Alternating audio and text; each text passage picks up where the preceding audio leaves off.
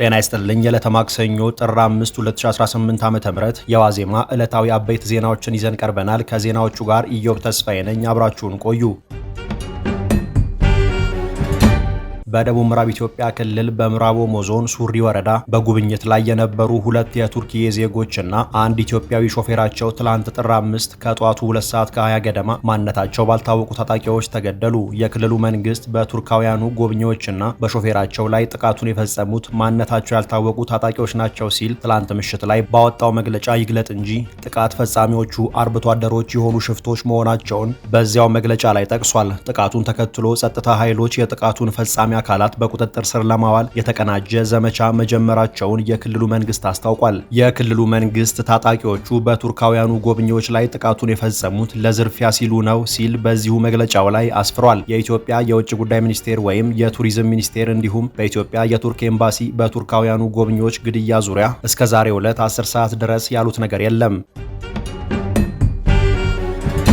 በኦሮሚያ ክልል ምዕራብ ወለጋ ዞን ቂልጡ ካራ ወረዳና ቦጂ ዲርመጂ ወረዳዎች 11 የኢትዮ ቴሌኮም እና የቻይናው ዜድቲኢ ኩባንያ ሰራተኞች ጥር 1 እና 2 ቀን በአማጺው የኦሮሞ ነጻነት ሰራዊት ታጣቂዎች መታገታቸው ተሰማ። 8ቱ ታጋቾች የቻይናው ዜድቲኢ ኩባንያ ሰራተኞች፣ 2ቱ የኢትዮ ቴሌኮም ሰራተኞች እንዲሁም አንድ ሾፌር እንደሆኑ ጠቅሶ የዘገበው ቢቢሲ አፋን ኦሮሞ ነው። ከቂልጡ ካራ ወረዳ ብቻ የታገቱት 5ቱ ታጋቾች የዜድቲኢ ሰራተኞች ናቸው ተብሏል። አማጺ ቡድኑ እገታውን የፈጸመው የሁለቱ ኩባንያዎች ሰራተኞች በኢትዮ ቴሌኮም የአራተኛው ትውልድ የሞባይል ኔትወርክ ዝርጋታ ስራ ላይ ሳሉ እንደሆነ ዘገባው ጠቅሷል። ታጣቂዎቹ ከቦጂ ድርመጂ ወረዳ ላገቷቸው 4 የዜድቲኢ ኩባንያ ሰራተኞች ማስለቀቂያ ለእያንዳንዳቸው በሚሊዮኖች የሚቆጠር ገንዘብ መጠየቃቸውንም የዜና ምንጩ ጠቅሷል።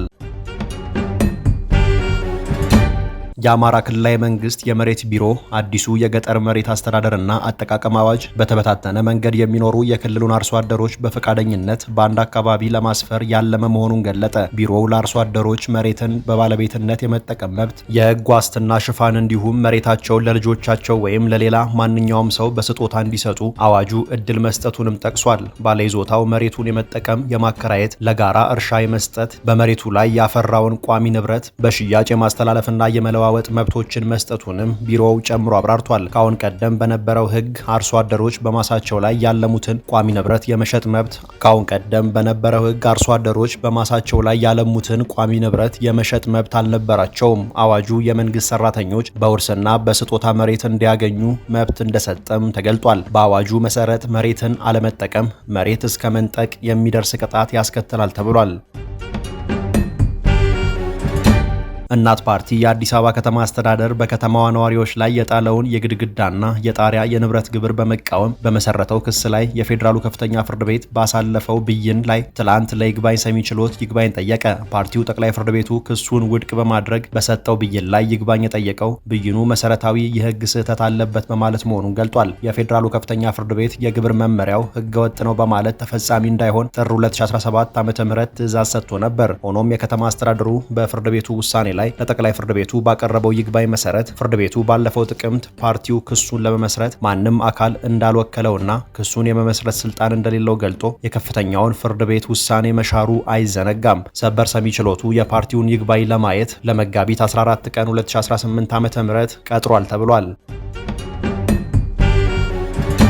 የኤርትራው ፕሬዝዳንት ኢሳያስ አፈወርቂ የኢትዮጵያው ገዢ ብልጽግና ፓርቲ በቀይ ባህር ላይ የሚያራምደው ፍላጎት ከናይል ወንዝ ጋር የተያያዘ መሆኑን ትላንት የኤርትራ ቴሌቪዥን ባስተላለፈው ቃለ ምልልሳቸው ላይ ተናገሩ። በኢትዮጵያ ሕዝብ ላይ የታወጀ ጦርነት ነው ያሉት ፕሬዝዳንት ኢሳያስ የውሃ ጦርነት ብሎ ማወጅስ ለማን ነው? ጉዳዩ እኮ በቀጥታ የቀይ ባህር ጉዳይ አይደለም፣ ይልቁንም ብልጽግና ፓርቲ ያወጀው የናይል ጦርነት ነው በማለት እምብዛም ግልጽ ያልሆነ ማብራሪያ ሰጥተዋል። ኢሳያስ አያይዘውም ሆኖም ለዚህ ጉዳይ እውቅና መስጠት አይገባም ሲሉ አጣጥለዋል። ብልጽግና ፓርቲ በአማራ፣ በትግራይ፣ በአፋርና በኦሮሚያ ክልሎች ጦርነት አውጃል ያሉት ኢሳያስ የፓርቲውን አጀንዳ በገንዘብ የሚደግፉት ግን የውጭ ኃይሎች ናቸው በማለት ከሰዋል። ለጦርነት ዝግጅት ድሮኖችን ጨምሮ የተለያዩ የጦር መሳሪያዎች ወደ ኢትዮጵያ እየገቡ መሆኑን እንደሚያውቁም ፕሬዝደንቱ ካሁን ቀደም የተናገሩትን ደግመውታል። የኤርትራ መንግስት ጦርነት ከተከፈተበት ማንም መብቱን እንዲያስጠብቅለት እንደማይጠብቅም ተናግረዋል።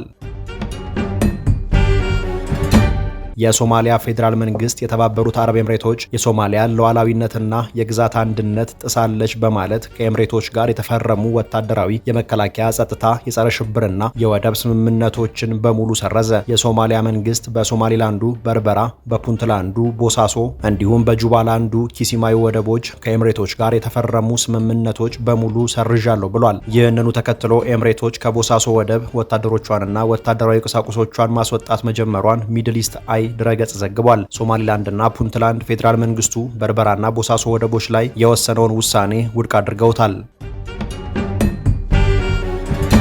ለዕለቱ የያዝናቸው መረጃዎቻችን እነዚህ ነበሩ። ተጨማሪ የዋዜማ ዜናዎችንና መረጃዎችን ዋዜማ ሬዲዮ ብላችሁ በማህበራዊ ገጾቻችን ታገኛላችሁ። ጤና ይስጥልኝ።